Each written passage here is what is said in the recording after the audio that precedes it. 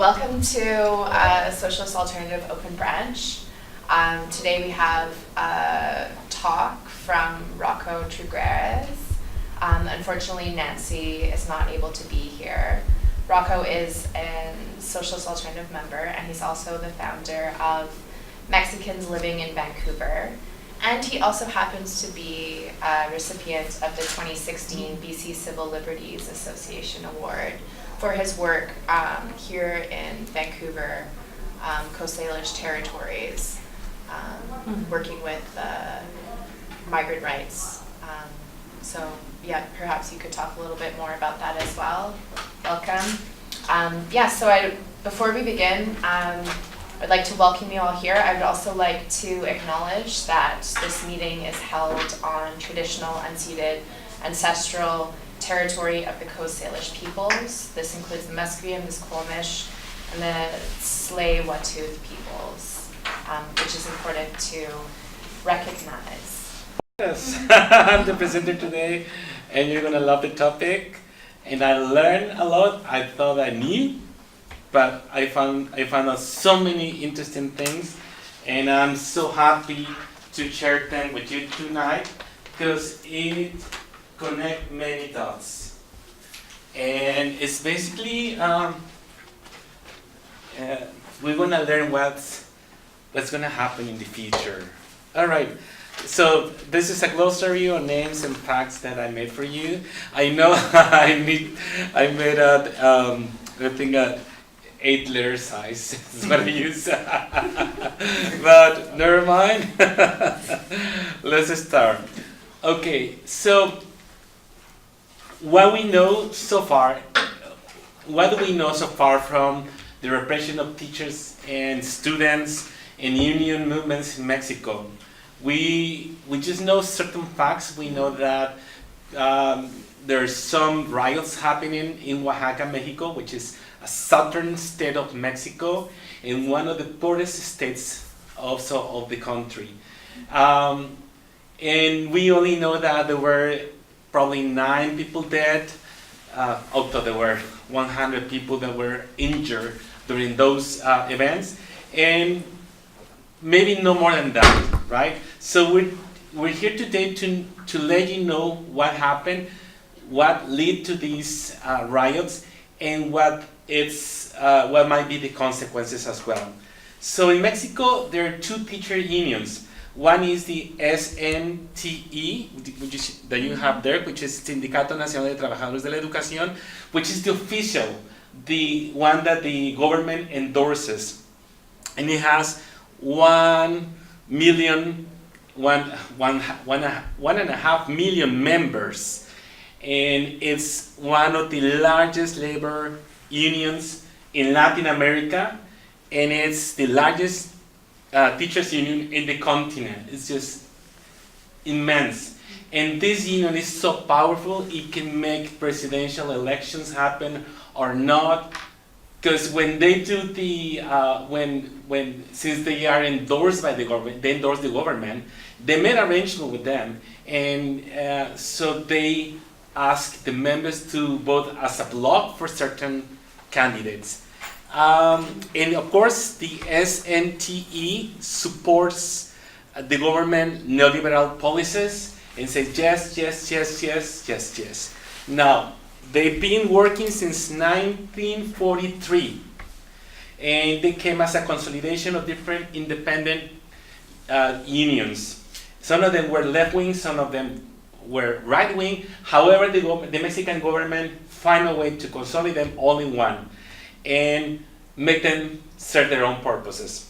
So, and yes, it has been accused of anti-democratic tendencies, and everybody knows that the leaders are elected by the president and people from the government, so they're not democratically elected.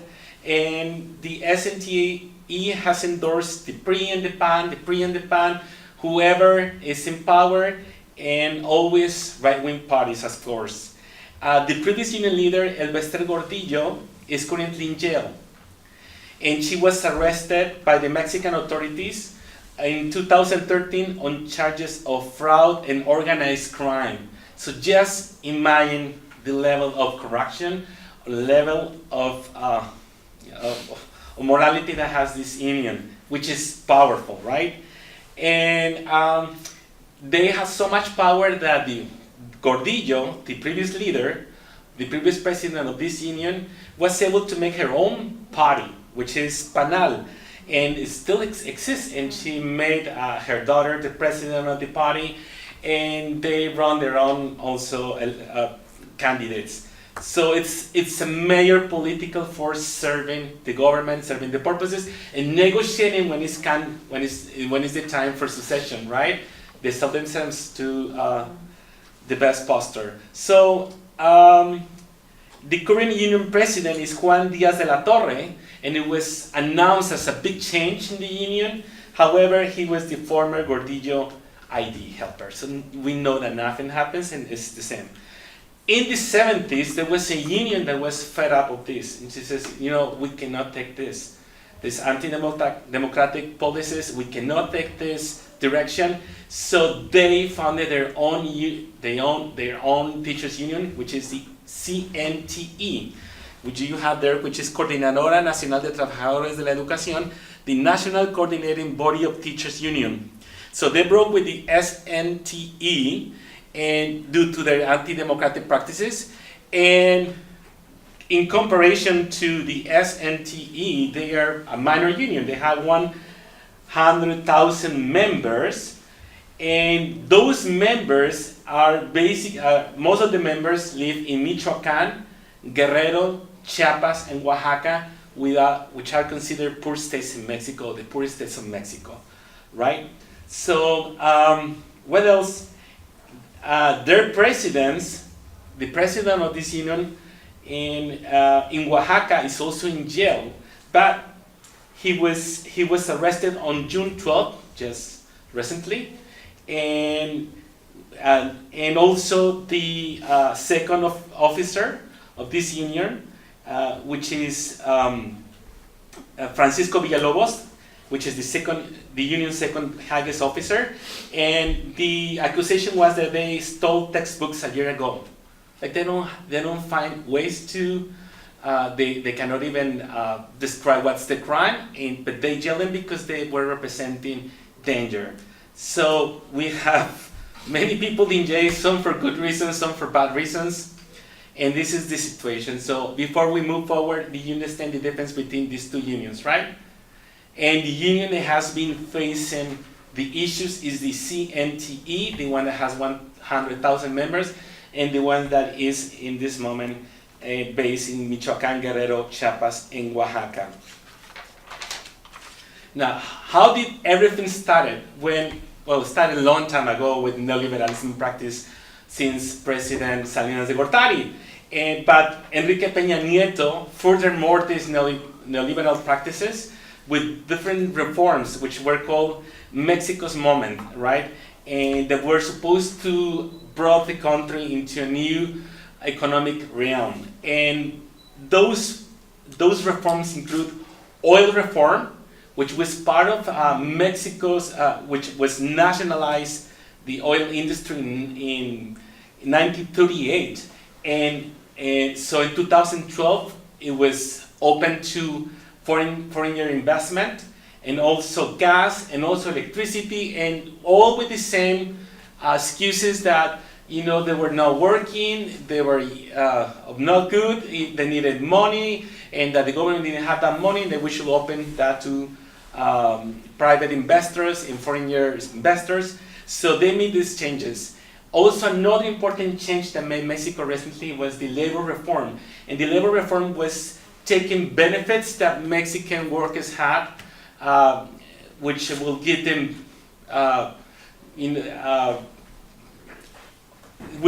rights in case they will be fired. It was so difficult to fire someone, a Mexican worker, because there were many sets of rights there to protect them, and Enrique Peña Nieto raised them, all of them, and so they become disposable workers. And this was with the idea to inject more, open more job positions, because people were supposed to be afraid to hire people because there were so many commitments with them. and it hasn't changed anything. The employment stayed the same, unemployment.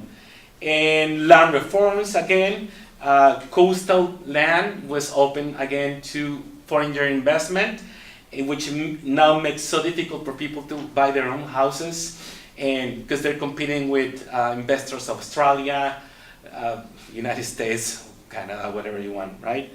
And we see that all those changes that supposedly will decrease the services and never accomplishes that. The industrial electricity prices are almost 80% higher than those in the United States. And well, the gas prices for Mexico have gone up, and the Mexican peso in 2014 was an exchange rate of 13 per one, and now it's 19 per one. So it means that our peso has lowered 46% in just 1 year.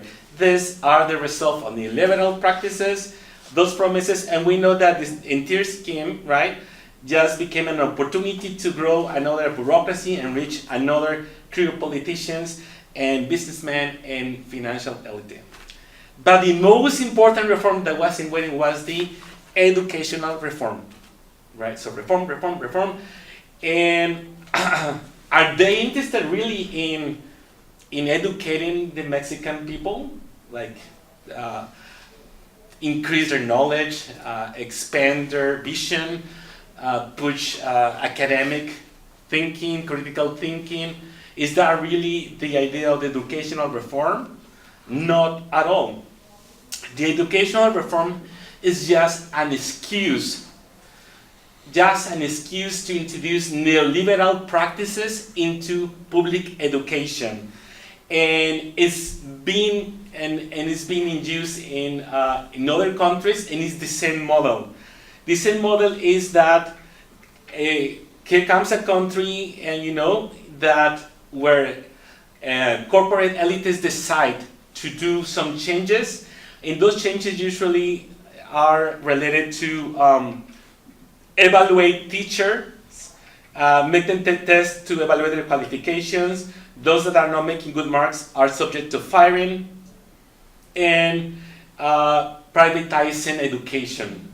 So it's just finding excuses. Now, this bill requires teachers to take standardized tests, and also is a complete excuse to make mass layoffs of teachers.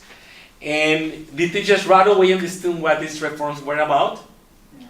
They were not about, of course, implementing, increasing any knowledge in the students. It was about getting rid of people they were not desiring. And how this came to, right? How this happened?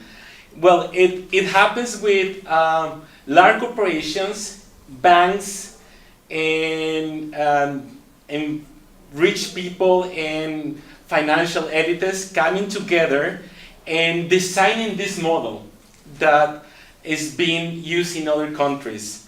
People that are involved in these changes are, of course, the Organization for Economic Cooperation and Development, which is an organization that is basically works with first world countries, and their standards and their criteria are those of the first world countries, right? And so they are the ones that are pushing these policies in Mexico through different groups that have power, that are lobbying, and they are powerful.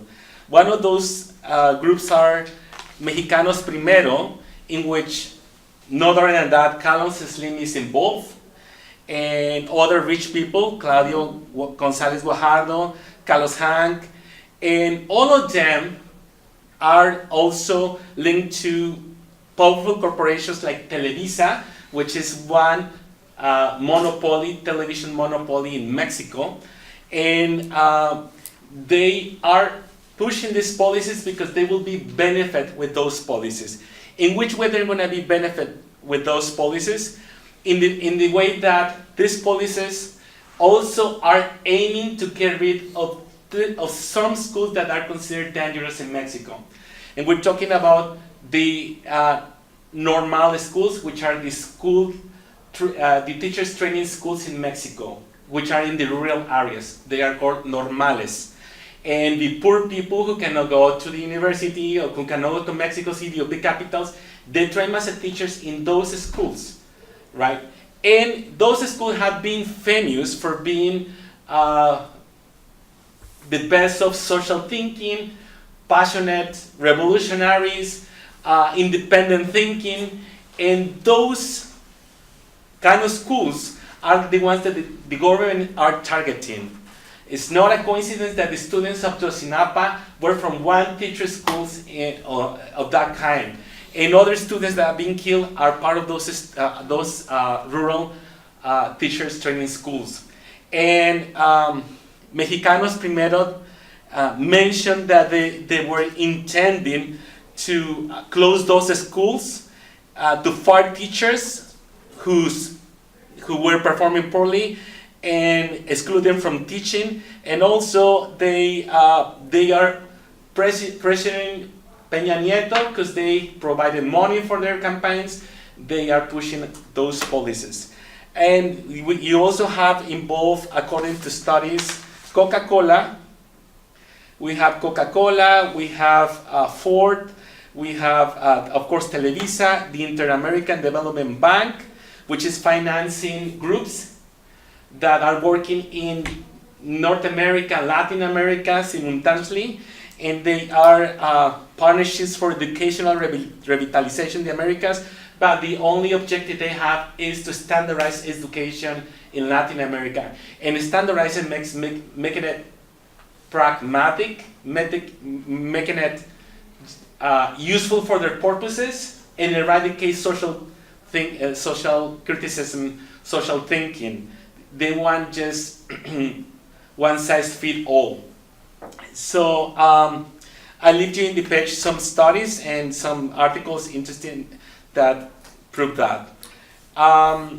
So they are shaping Mexico's education in this moment. This corporation, these economic elites, they are pushing these policies, and they are being effective because the government is repressing specifically this union, specifically peoples that are related to these teaching schools, and they are reluctant to change this direction.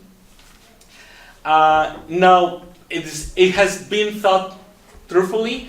They made this plan carefully, and it started with propaganda. Mexico Televisa, which is in part funding these movements, released a movie, and the movie is called De Panzazo, which means barely passing an exam, right?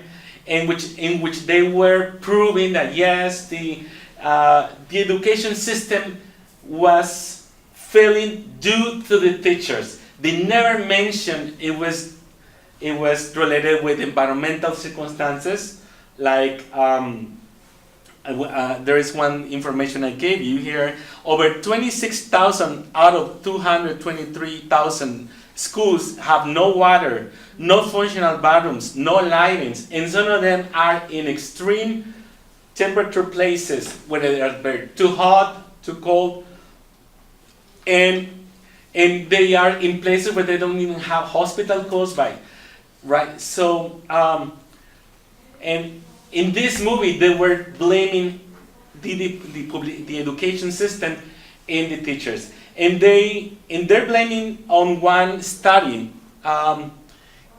The government started testing one controversial educational tool, which is the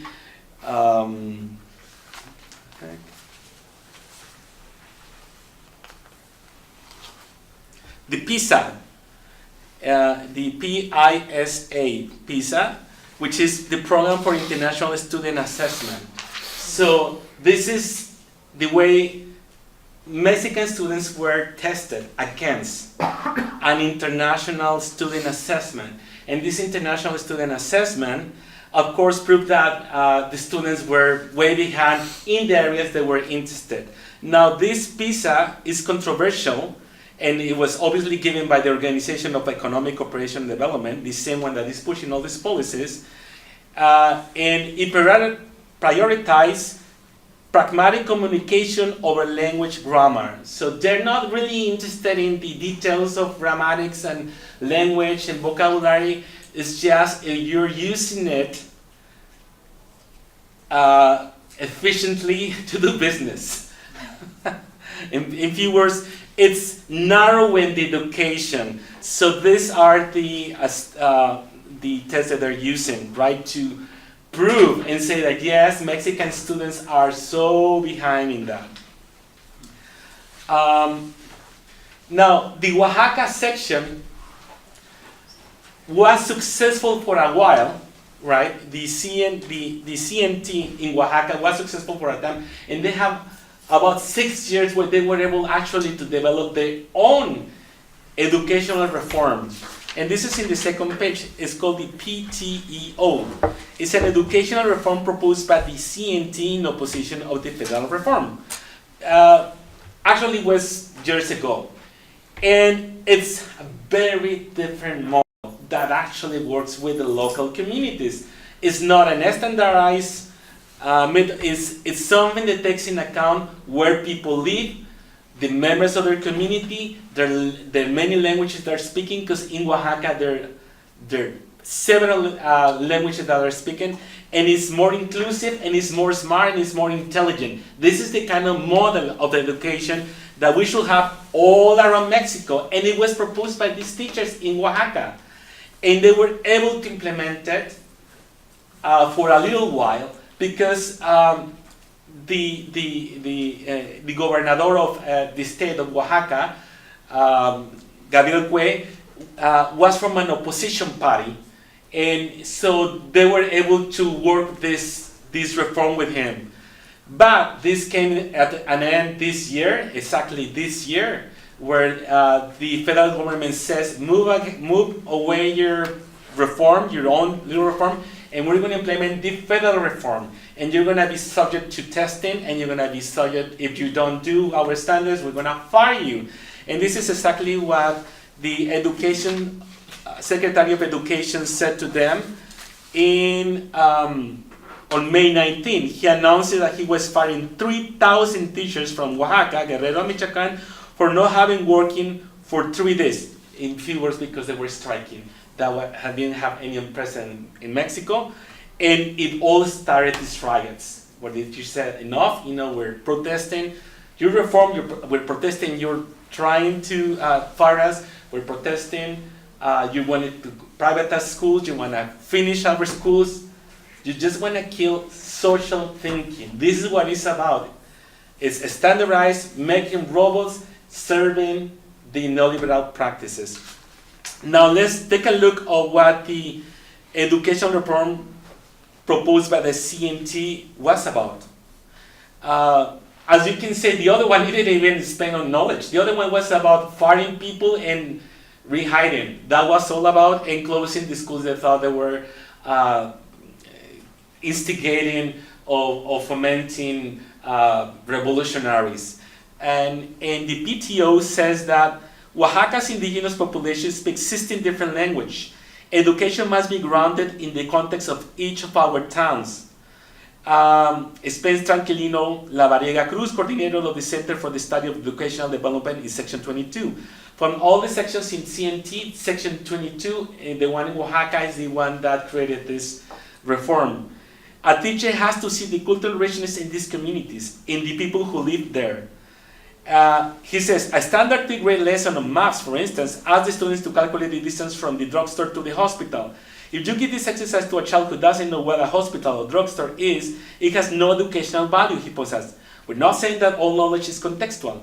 A 5 is a 5 no matter where you live. But certain elements of the curriculum are universal, but others can have their own context.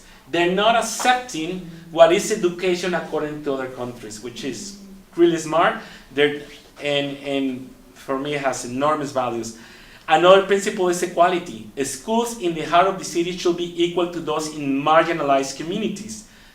To achieve this, the PTEO process forms collectives, first among teachers and other school staff, and then including parents, students, and community leaders.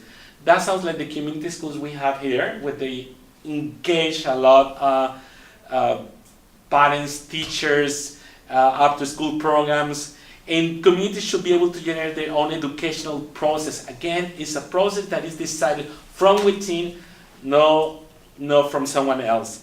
And that means that, how long we have? A few minutes. Few minutes, okay. And the Oaxacan teachers also envision a good interaction with the parents, aware of the socioeconomics of the parents, and the family needs. And they say that the problem with the standardized test is a focus on competition, which is completely true. We're focusing on competing. Is this what education about? Beating the other people, killing the other people? It's not focusing on human development. And they also want to keep, of course, the normal schools, and not only that, expand what a normal school can do. And they want to implement training programs that see a teacher as a source of social change, someone who has a root in a community. They see them as a great engager between our society and our families and the children. So they value the importance of a teacher. Other countries that are facing a resistant neoliberal practices now, as of now, is Canada. You see how many schools are closing, and with the same, there's no people, and cutting funds in humanities, in arts, because this is a tendency of neoliberal practice. That doesn't work. Why are you going to study poetry? Why are you going to study are you going to really use it? It's all about servicing a purpose. And that's economical purposes of the corporations, of the people, they expect us to work. And other places in USA, Massachusetts, Washington, in Seattle, there was a big fight because they also tried to implement a standardized test. In California, there is a big fight now. Chile, they've been fighting and make private institutions public again. Guatemala, Peru, everywhere corporations and economic elites are shaping today education, and we must stand up with teachers and create educational reforms that work for our societies, for us.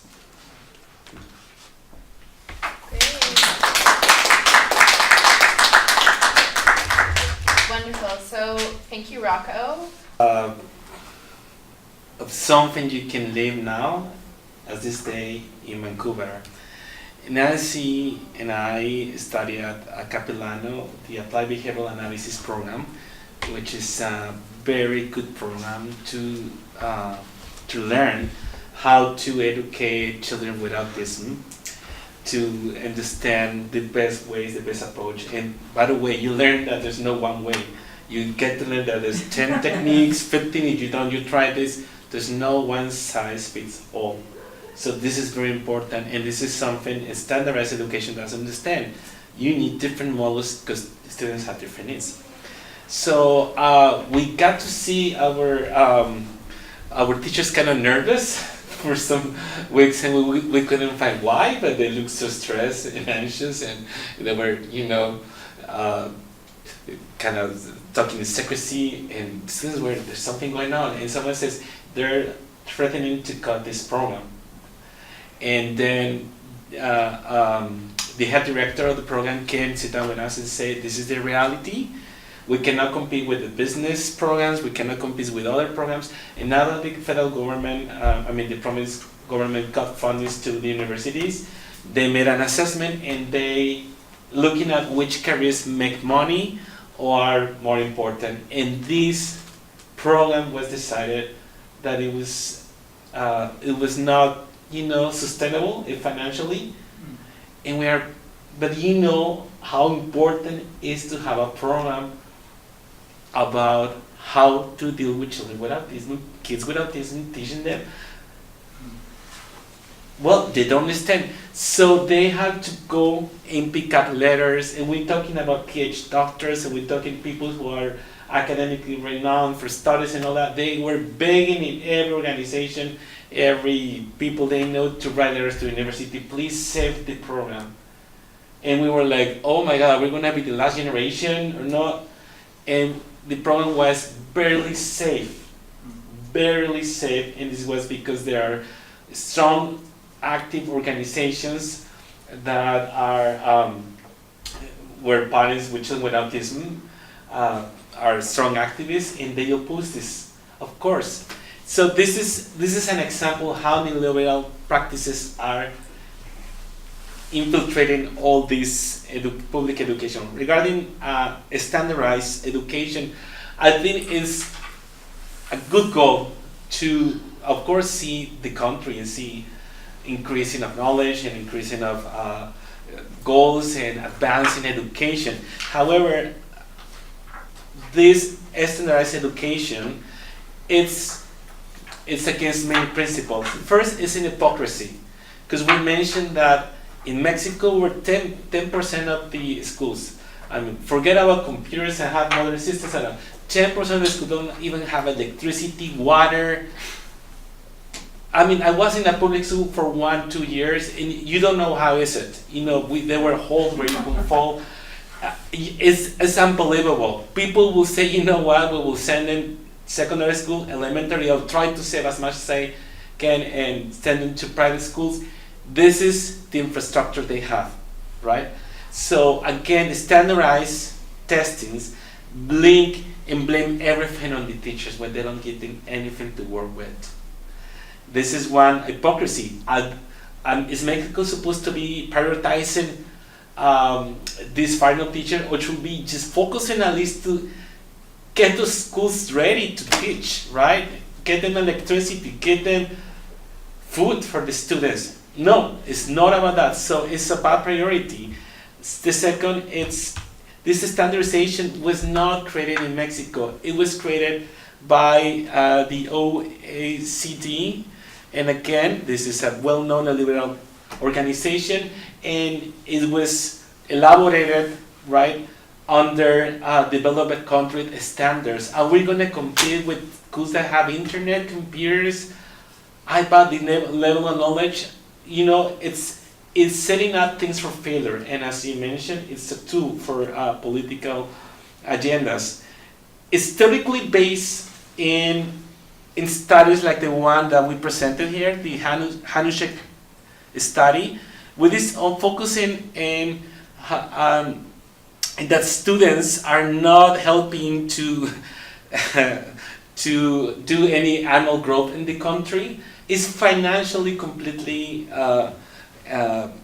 focused, right? It doesn't say about are they studying what they want, are they increasing their knowledge in these areas. It's all about, is these students are creating enough money for this country? Is these students are helping to support our interests?